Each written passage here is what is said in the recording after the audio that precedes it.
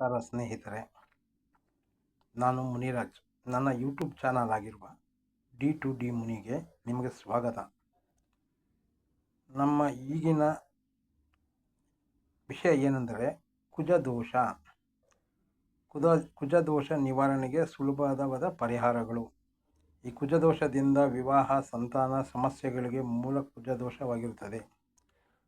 ಮತ್ತು ಆಸ್ತಿ, ಭೂಮಿ ವ್ಯವಹಾರಗಳಲ್ಲಿ ನಮಗೆ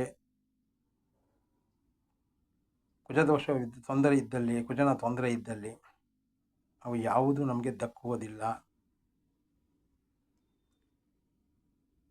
ಈ ದೃಷ್ಟಿಫಲ ಅನ್ನೋದು ಏನಂದರೆ, ಮಂಗಳನ ದೃಷ್ಟಿ ಯಾವುದರ ಮೇಲೆ ಇರುವುದು ಅದು ತುಂಬ ಅದ್ಭುತವಾಗಿ ಬೆಳೆಯುತ್ತದೆ. ಆದರೆ ಕೆಟ್ಟದಾಗಿದ್ದಲ್ಲಿ ಅದು ಕೆಟ್ಟದಾಗಿ ನಿಮಗೆ ಪರಿಹಾರವನ್ನು ಕೊಡುತ್ತದೆ. ಅದಕ್ಕೆ ಕೆಲವು ಉದಾಹರಣೆಗಳು ತಿಳಿಸಿಕೊಡುತ್ತಾನೆ ನೋಡಿ. 1ನೇ ಭಾವ ಅಂದರೆ ಮೇಷರಾಶಿಯಲ್ಲಿ ಮಂಗಳನು ಇದ್ದರೆ 4ನೇ ಮನೆ, 7ನೇ ಮನೆ, 8ನೇ ಮನೆ ವೀಕ್ಷಣೆ ಮಾಡ್ತಾನೆ. ಅಲ್ಲಿ ಒಳ್ಳೆಯ ಗ್ರಹಗಳು ಇದ್ದಲ್ಲಿ ನಿಮಗೆ ಅದೃಷ್ಟವನ್ನು ತಂದುಕೊಡುವ ಘಟನೆಗಳು ನಡೆಯುತ್ತವೆ. ಆಯಿತಾ?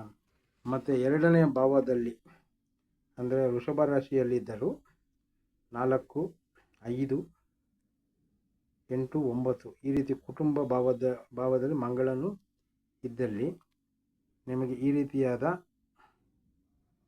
ಕಾಣಸಿಗುತ್ತದೆ ಉತ್ತರಗಳು. ಇನ್ನು ತೃತೀಯ ಸ್ಥಾನದಲ್ಲಿ ಮಂಗಳನ ದೃಷ್ಟಿಫಲ ಏನಿರುತ್ತದೆ ಅಂದರೆ ನೋಡಿ, 3ನೇ ಮಂಗಳ ಅಂದರೆ ಮಿಥುನ ರಾಶಿಯಲ್ಲಿದ್ದಾಗ ಯಾವುದರ ಮೇಲೆ ದೃಷ್ಟಿ ಇರುತ್ತೆ? 10ನೇ ಮನೆ, 9ನೇ ಮನೆ ಮತ್ತು 6ನೇ ಮನೆ. ಇಲ್ಲಿ ಶುಭ ಗ್ರಹಗಳಿದ್ದಲ್ಲಿ ನಿಮಗೆ ಅದರ ತುಂಬ ಅನುಕೂಲವಾಗಿರ್ತವೆ. ಪಾಪಗ್ರಹಗಳಿದ್ದಲ್ಲಿ ಕಷ್ಟಗಳು ಜಾಸ್ತಿಯಾಗಿ ಆಗುತ್ತವೆ. ಇದು ಸುಖದ ಭಾವ, ಮಂಗಳನ ಫಲ.